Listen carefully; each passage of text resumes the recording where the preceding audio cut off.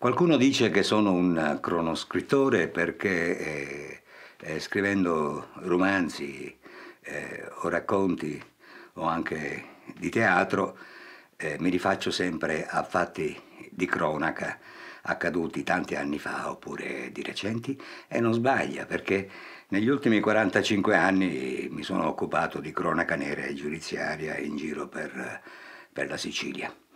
Qualche altro sottolinea che sono un minimalista, ed è così, io mi ci vedo in questa forma letteraria nata negli anni '80 negli Stati Uniti con capostipite Raymond Carver.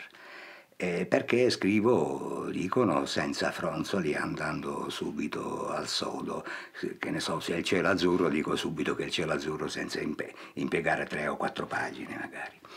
Di molte storie io ho fatto testi per il teatro, ce n'è uno per esempio che si chiama Stupro, che narra la storia di una ragazza violentata, oppure quell'altra storia che riguarda una donna degli anni '60 a Palermo che davanti ai giudici di una corte d'assise punta il dito contro gli assassini del marito e del figlio, ed è la prima volta nella storia della criminalità organizzata che una donna in diretta accusa questi mafiosi che avevano massacrato i suoi uomini di casa. La Sicilia offre moltissimo ad uno scrittore, basta guardarsi in giro per avere spunti di scrittura, e la cronaca è la madre di tutti gli spunti. Ciascuno di noi combatte per esempio la mafia con i sistemi che ha, i magistrati con i codici, la polizia con le armi, e uno scrittore utilizza, una volta si diceva, la macchina per scrivere, e oggi utilizza la tastiera di un computer per scrivere alcune storie.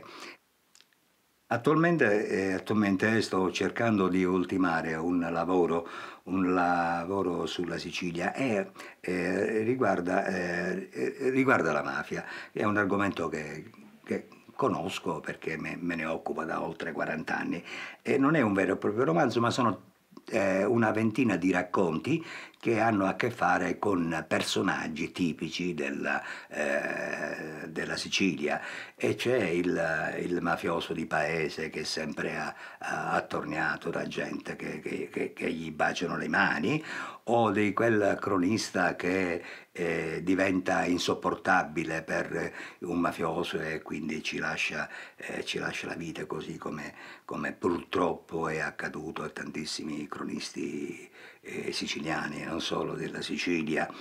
Qualcuno dice che la mafia di un tempo non era stragista come quella di oggi, oppure non ammazzava bambini. È un grande errore, perché la mafia ammazza i bambini da sempre. Negli anni '50 a Corleone un ragazzino, un giovane pastore di nome Giuseppe Letizia, si accorse di un omicidio, e poi questo ragazzino venne ammazzato perché era stato testimone dell'assassino di Placido Rizzotto. Ma anche di recente, negli anni '80, a Catania, 4 ragazzini scomparvero dalla circolazione perché avevano fatto un torto alla mamma di un boss.